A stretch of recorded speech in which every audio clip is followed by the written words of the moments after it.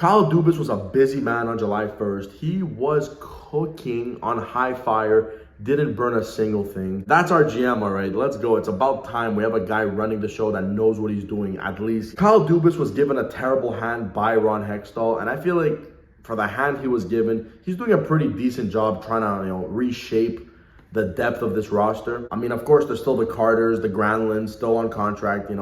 He's not Superman here. I don't think he's going to be able to unload. Maybe Granlund he could, but Carter, no chance. But he did his best with the cap space he had to add to this current team. And it started with his first signing, Matt Nieto, 2-year deal, $900K per season. That's a solid signing. You cannot be mad at that. $900K. He could maybe provide some secondary scoring, but that's not why he's coming here. Great defensively, could kill penalties. Those two alone is worth $900,000 per season. Veteran, has played in the playoffs. And when I say secondary scoring, I do think he could hit double digits in goals. So if you have a fourth liner who is responsible in his own zone, kills penalties, and gets you 9 to 12 goals for $900K, that's a good signing. Basically replacing Josh Archibald on the team, and I love that replacement. I think that's an upgrade to the fourth line. Next up, you got the guy who he traded for at last year's deadline with the Leafs, Noel Acciari, 3-year deal at $2 million per season. This one might just be my favorite one, to be honest. First things I do when the Penguins sign a guy, I always check the replies, right? You have to. How do you not, right? You want to know what's going on. The replies, the reactions.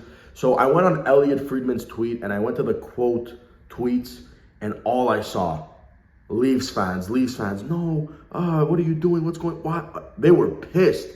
So personally, I don't know much about this Acciari guy. I don't watch much of the Leafs games when he was there. I don't watch much of his career. But according to Leafs fans and the time that he was there, they absolutely fell in love with him. So I think Penguins fans, we're getting ourselves a treat here. This is a pretty good bottom six piece, and $2 million. I feel like nowadays everyone's so overpriced. You're getting a guy who can do what he can do at $2 million.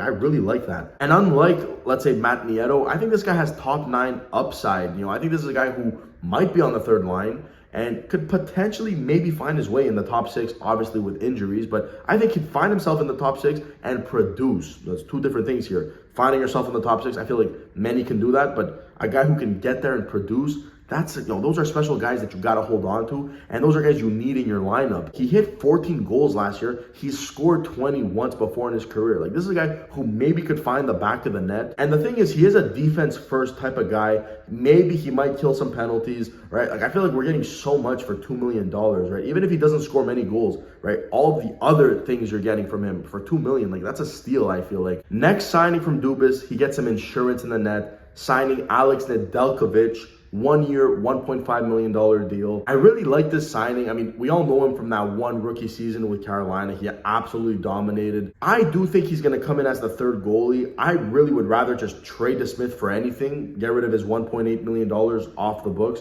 and replace him with Nedeljkovic for $300,000 cheaper, and I think a bit more consistent, to be honest. But I really do like the signing, and even if DeSmith's not traded, an injury is going to come, especially with Tristan Jarry on the roster. You never know, right? So when Nedeljkovic does get in there, because I think he will, I think he has that potential to kind of catch lightning in a bottle. I feel like he's got that potential. I'm not saying that's a for sure thing what we're getting, but for a 1 year, $1.5 million deal, I feel like, again, buy low, crazy high upside on this one. I really like the deal. And then we get the biggest one. The Penguins add Ryan Graves to a 6-year deal worth $4.5 million per season. Complete upgrade over Brian Dumoulin. He's 28 years old, so don't worry about the term. 6 years, he'll be 34. That's perfect age to come off that contract. Having a left side of Graves, Pedersen, Pierre-Oliver Joseph, I feel like that's a pretty solid left side. And it's an upgrade over last year, because I do think Graves, it's not anyone could be an upgrade over last year's Dumoulin. But I think not only is he an upgrade, I think Graves is a big-time upgrade over Dumoulin, because Dumoulin was a liability. I think Graves is going to play a pretty solid role in shutting it down. At this point, I thought the Penguins were done. They kind of got everything they needed, I felt like, in free agency.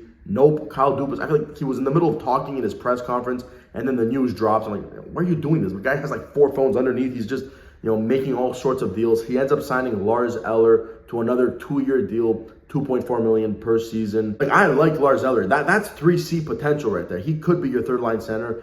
I personally would rather someone else, even more of an upgrade. I like Lars Eller as a 4th line center. I think actually would be quite the perfect fourth line center. He's really reliable in his own zone. He's going to kill penalties for you. Like overall with these signings so far, I think the Penguins penalty kill has improved immensely, which is what needed to be done. And Lars Eller has always had good numbers with the Capitals his whole career. So I wouldn't be shocked if we're getting 30, 35 points out of a Lars Eller. And at this point of his career, at that contract, I think that's a win. But just here's my problem now. Like, where does everybody fit? You still got Jeff Carter in there, who I feel like is guaranteed a spot. Mikael Granlund's in there. Who's not playing? Who's sitting? I feel like I look at that bottom six, and I still see lack of finishing, I feel like. I don't see a bottom six that's crazy improved. I still see a team that's relying on the top six when Crosby, Malkin are a year older, so like that kind of worries me. Although I do feel like the bottom six didn't improve much in terms of getting that finishing touch, I think they've improved incredibly, day and night difference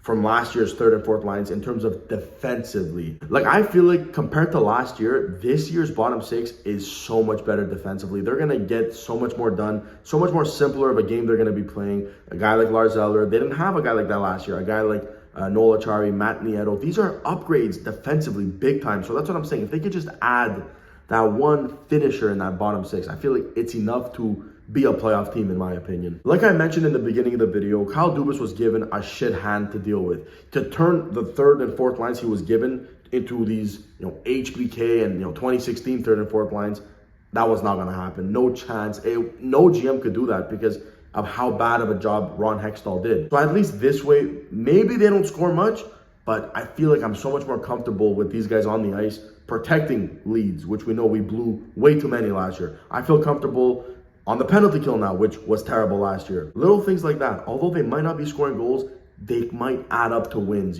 preventing them goals, which is just as valuable as scoring them. And I do think they have a bit of upside in scoring. I think a guy like Acciari, who scored 20 in his career, Eller has been pretty good offensively for the Capitals in his career. I feel like these guys could pitch in for their 10, 12 each. I wouldn't be surprised if Kyle Dubas is still trying to add, there's been reports that he's still trying to improve the bottom six, which is so encouraging to hear because he's constantly trying to make the team better. And, how can I not mention that rumor, man, Erik Karlsson? If that happens, we got to build Kyle Dubas the statue right next to Mario Lemieux, right outside of PPG Paints, because, that's been a real rumor that's been coming out. Erik Karlsson on the Penguins would be so filthy, but it's like such a dream at this point. There's no chance it happens, but you never know. If there's a GM that can pull it off, I feel like Kyle Dubas has the brain to get the moving pieces going, get a third team involved, retain some salary.